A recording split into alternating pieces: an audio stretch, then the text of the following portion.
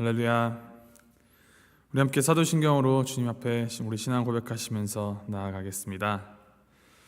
전능하사 천지를 만드신 하나님 아버지를 내가 믿사오며 그 외아들 우리 주 예수 그리스도를 믿사오니 이는 성령으로 잉태하사 동정녀 마리아에게 나시고 본디오 빌라도에게 고난을 받으사 십자가에 못 박혀 죽으시고 장사한 지 사흘 만에 죽은 자 가운데서 다시 살아나시며 하늘에 오르사 전능하신 하나님 우편에 앉아 계시다가 저리로서 산 자와 죽은 자를 심판하러 오시리라. 성령을 믿사오며 거룩한 공예와 성도가 서로 교통한 것과 죄를 사하여 준 것과 몸이 다시 산 것과 영원히 산 것을 믿사옵나이다. 아멘. 찬송가 510장 함께 찬양하시겠습니다. 510장 하나님의 진리 등대 함께 찬양하시겠습니다.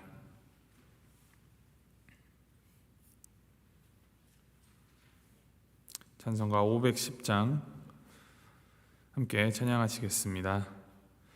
하나님의 진리 등대 길이 길이 빛나니 우리들도 등대 되어 주의 사랑 비추세. 우리 작은 불을 켜서 험한 바다 비추세. 물에 빠져 헤매느니 건져내어 살리세. 죄의 밤은 깊어가고 성난 물결 설렌다. 어디 불빛 없는 가고 찾는 물이 많구나. 우리 작은 불을 켜서 험한 바다 비추세. 물에 빠져 헤매느니 건져내어 살리세. 너의 등불도 두어라. 거친 바다 비춰라. 빛을 찾아 헤매느니 생명선에 건져라. 우리 작은 불을 켜서 험한 바다 비추세. 물에 빠져 헤매느니 건져내어 살리세. 아멘. 하나님께서 주신 말씀 사도행전 15장 12절에서부터 29절까지 말씀입니다. 사도행전 15장 12절에서부터 29절까지 말씀 우리 함께 교독하시겠습니다. 사도행전 15장 12절부터 29절까지 말씀. 자, 12절 말씀 먼저 읽겠습니다. 온 무리가 가만히 있어 바나바와 바울이 하나님께서 자기들로 말미암아 이방인 중에서 행하신 표적과 기사에 관하여 말하는 것을 듣더니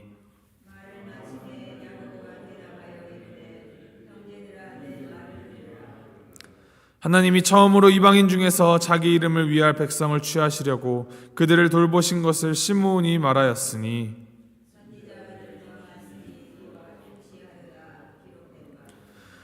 이후에 내가 돌아와서 다윗의 무너진 장막을 다시 지으며 또 그 허물어진 것을 다시 지어 일으키리니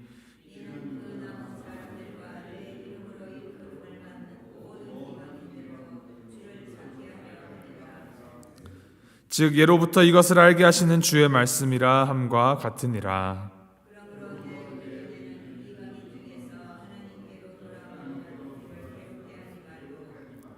다만 우상의 더러운 것과 음행과 목매어 죽인 것과 피를 멀리하라고 편지하는 것이 옳으니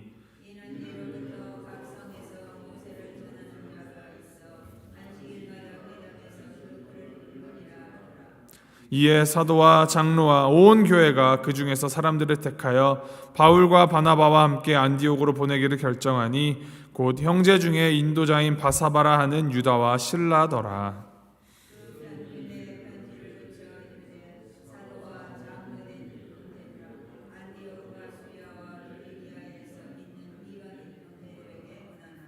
들은즉 우리 가운데서 어떤 사람들이 우리의 지시도 없이 나가서 말로 너희를 괴롭게 하고 마음을 혼란하게 한다 하기로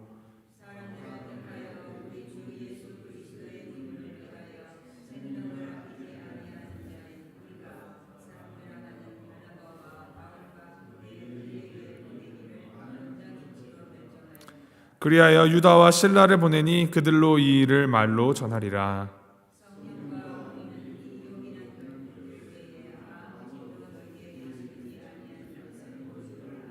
29절 함께 읽겠습니다. 우상의 제물과 피와 목매어 죽인 것과 음행을 멀리할지니라. 이에 스스로 삼가면 잘 되리라. 평안함을 원하노라 하였더라. 아멘. 안디옥 교회에서 이 정통 유대인들과 새로이 그리스도인이 된 이방인들 사이에 이제 첨예한 문제가 발생하였습니다. 교리 중에서도 이 할례와 관련된 문제였습니다. 구원받은 백성이라면 할례를 받아야 한다라고 주장하는 이 예루살렘에서 온 정통 유대인들과 할례와 구원은 아무런 관계가 없다라는 이 주장이 대립하였고, 이를 해결하기 위하여서 바울과 바나바를 비롯한 안디옥 교회 대표들이 예루살렘 교회로 와서 예루살렘 공회를 통하여서 이 문제에 대한 해답을 얻고자 하였습니다. 예루살렘 교회 리더 베드로는 복음 안에 차별이 있을 수 없다라고 말했습니다. 이제 오늘 말씀부터는 이 베드로의 발언에 이어서 이들이 이 문제를 어떻게 해결했는지를 보여주고 있습니다. 예루살렘 공의의 의장격인 이 예수님의 동생 야고보가 말을 합니다. 14절부터 18절까지가 그의 발언입니다. 야고보는 이 사도 베드로의 발언처럼 하나님의 구원에는 차별이 없다라는 것을 강조합니다. 하나님께서 베드로를 통해 이방인 고넬료를 돌보신 일을 그가 언급을 하면서 이것이 선지자들의 말씀과 일치한다. 즉 하나님의 뜻에 합한 일이다라고 결론을 내려주고 있습니다. 야고보는 아모스 9장 말씀을 인용하면서 하나님께서 이방인들로 주님을 찾게 하신다라는 구약 선지자의 예언이 이방인 고넬료를 통해 성취되었으며 앞으로도 이방인들이 지속적으로 주님을 찾게 될 것이다라는 말씀을 전하여 줍니다. 이방인의 구원이 이 초대교회 시대에 이르러서 처음 대두된 것이 아니라 이전에부터 구약의 말씀이 기록된 시점, 아니 그 훨씬 이전부터 하나님께서 계획하시고 뜻하신 하나님의 구원 계획이었음을 말하고 있는 것입니다. 야고보는 예루살렘 공의에 이 발의된 사안의 결론으로서 유대인과 이방인과의 차별이 없다라는 것을 알리면서 이방인 그리스도인이 실천해야 할 4가지 사항을 제안하면서 최종 판결을 내립니다. 이 최종 판결은 야고보 개인의 생각이 아닙니다. 법정에서 판사가 최종 판결을 내릴 때 자신의 생각이나 마음에 의하여서 판결하지 않고 법조문을 근거하여서 내리듯이 야고보는 성경을 근거하여서 할례 준수에 관한 그 헌의에 대한 최종 판결을 내리고 있음을 보여주고 있습니다. 그 말씀이 19절과 20절 말씀입니다. 제가 다시 한번 읽어드립니다. 그러므로 내 의견에는 이방인 중에서 하나님께로 돌아오는 자들을 괴롭게 하지 말고 다만 우상의 더러운 것과 음행과 목매어 죽인 것과 피를 멀리하라고 편지하는 것이 옳으니. 먼저는 하나님께로 돌아오는 자들을 괴롭게 하지 말라. 할례를 강요하면서 괴롭게 하지 말라라는 말입니다. 그렇지만 그들이 지켜야 할 이제 네 가지를 제안을 하는데, 우상의 더러운 것과 음행과 목매어 죽인 것과 피를 멀리하는 것. 이 네 가지 중에 앞에 두 가지는 우상 숭배와 관련된 일이고, 뒤에 두 가지는 피를 먹지 말라는 그 율법 규정에, 모세 율법 규정에 근거한 사안입니다. 야고보가 요구하는 이 최소한의 의무 사항은 구원의 조건은 아니었으며, 단지 이러한 것을 기피하고 혐오하는 이 유대인 그리스도인들과 교제함에 있어서 걸림돌이 되지 않도록 하기 위함이고, 또 교회의 덕을 세우기 위함이었습니다. 유대인과 이방인은 살아온 환경과 문화, 또 배경이 너무나도 다르기에 주님 안에서 조화를 이루기 위해서는 서로를 이해하고 배려하는 마음이 필요하다는 것이 야고보가 제시한 이 금기 사항의 요지입니다. 이 유대 그리스도인들은 이방인 그리스도인들에게 멍에를 메우지 말아야 하고, 이방인 그리스도인들은 이 유대 그리스도인들에게 혐오감을 주지 않도록 같이 이제 타협하고 화해를 이루자라는 것이죠. 화합을 위하여서, 하나됨을 위하여서, 그리고 교회의 교회됨을 위하여서 서로가 서로를 용납하고 이해하고 배려하는 자세와 그 태도가 우선되어야 함을 말하고 있는 것입니다.